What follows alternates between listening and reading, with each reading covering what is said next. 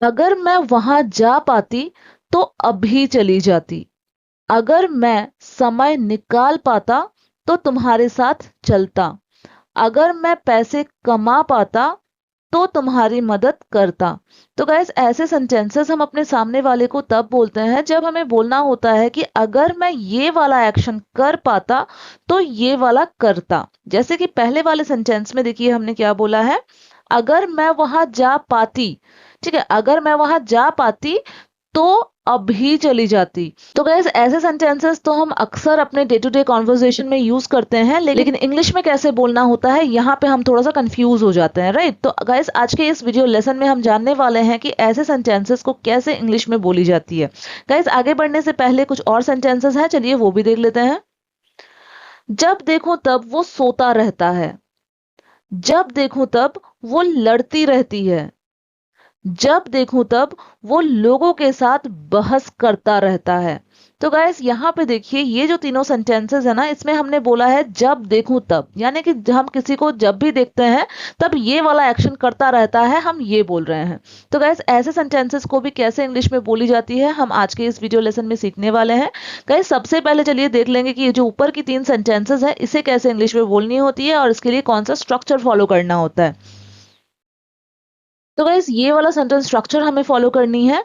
If plus subject plus could plus verb का first form, फिर comma डालना है, उसके बाद फिर से subject plus would plus verb का फर्स्ट फॉर्म। गाइस इफ हम लगा रहे हैं अगर के लिए, फिर सब्जेक्ट जिस क्लॉज में हम बोल रहे हैं कि अगर मैं ये कर पाता, तो गाइस यहाँ पे हमें वो वाली क्लॉज को लिखने के लिए कुड का यूज करना है।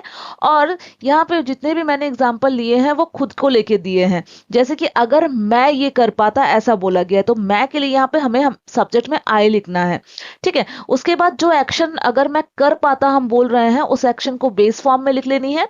फिर जो हमारा सेकंड क्लॉज है जहां पे हम बोल रहे हैं कि तो ऐसा करता, उसे बोलने के लिए हम ये वाली स्ट्रक्चर फॉलो करेंगे, subject plus word plus verb, verb का फर्स्ट फॉर्म। ठीक है गाइस, चलिए इस स्ट्रक्चर को कैसे फॉलो करनी है, अपने सेंटेंसेस को कैसे इंग्लिश में बनानी है, इसे फॉलो करके वो देख लेते हैं बेटर अंडरस्टैंडिंग के लिए।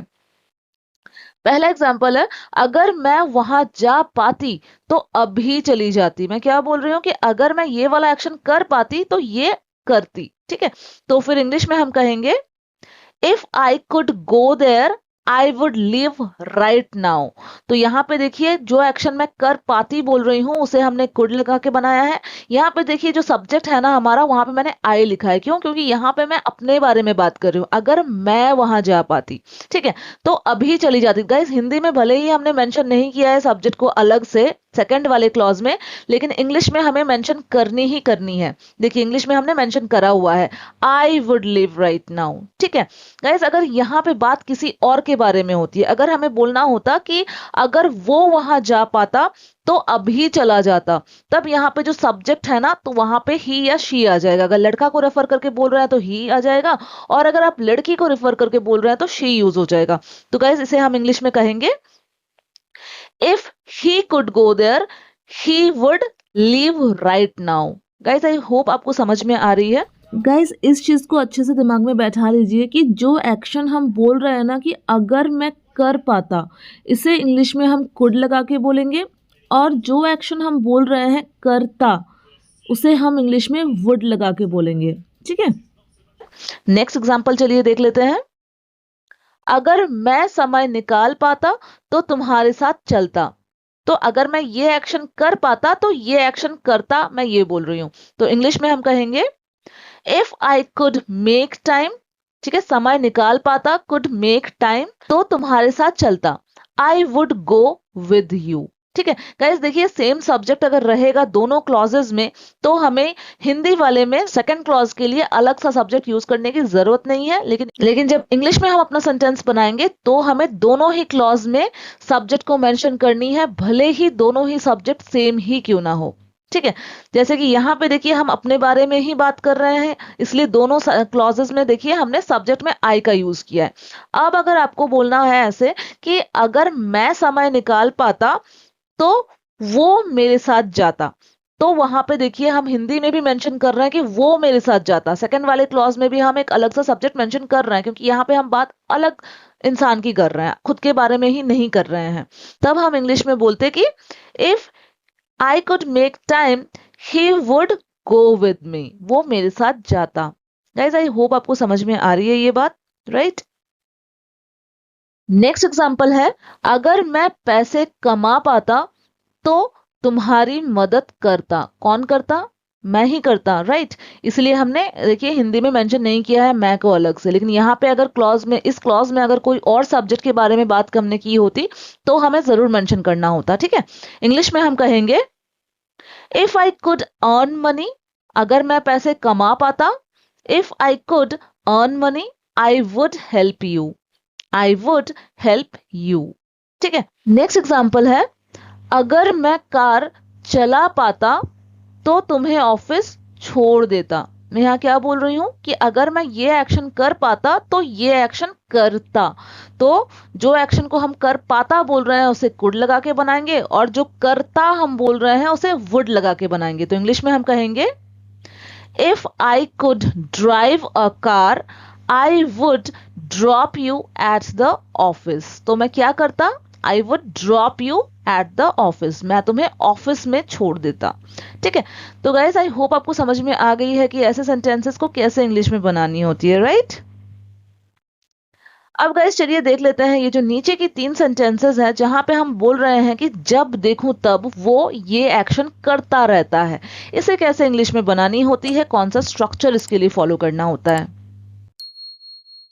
तो गाइस जब देखूं तब, इसके लिए हम whenever I see him या हर का यूज करेंगे। तो गाइस यहाँ पे अगर हम किसी लड़के के बारे में बात कर रहे हैं तो हिम लगाना है, और अगर किसी लड़की के बारे में हम बात कर रहे हैं तो हर यूज करना है। और जो स्ट्रक्चर फॉलो करेंगे वो है whenever I see him और हर, he और she keeps प्लस जो एक्शन करता रहता है हम बोल रहे हैं ना, उसका फोर्थ फॉर्म यूज करनी है, क्योंकि करता रहता है कंटिन्यूटी शो हो रही है, इसलिए फोर्थ फॉर्म यूज कर लेनी है। तो गाइस जिसे देखने की हम बात कर रहे हैं वो अगर लड़का है तो हिम का यूज करना है, और हिम के साथ यहाँ पे ही का यूज हो जाएगा। और अगर वो लड़की है तो हर का यूज इधर कर लेना है, और यहाँ पे उसका शी हो जाएगा। इस चीज को आपको ध्यान रखनी है। बाकी आगे चलिए एग्जाम्पल्स के साथ समझ लेते हैं। जब देखूं तब वो सोता रहता है। तो गाइज यहाँ पे देखिए सोता रहता है हम बोल रहे हैं, मतलब बात हम किसी लड़का को लेके कर रहे हैं। तो इंग्लिश में हम कहेंगे whenever I see him, ठीक है? यहाँ देखिए लड़का है इसलिए हिम का यूज हमने किया है। he keeps sleeping, यहाँ पे भी देखिए हमने ही का यूज किया है क्योंकि हम लड़के के बारे में बात कर रहे हैं। और कौन सा एक्शन करता रहता है हम बोल रहे हैं? सोने का, सोता रहता है हम बोल रहे हैं ना, तो इसलिए स्लीपिंग फोर्थ फॉर्म में, ठीक है? अगला एग्जाम्पल चलिए देख लेते हैं। जब देखूं तब वो टीवी देखती रहती है। तो गाइज यहाँ पे देखिए हम बात किसी लड़की की कर रहे हैं, इसलिए देखती रहती है हम बोल रहे हैं।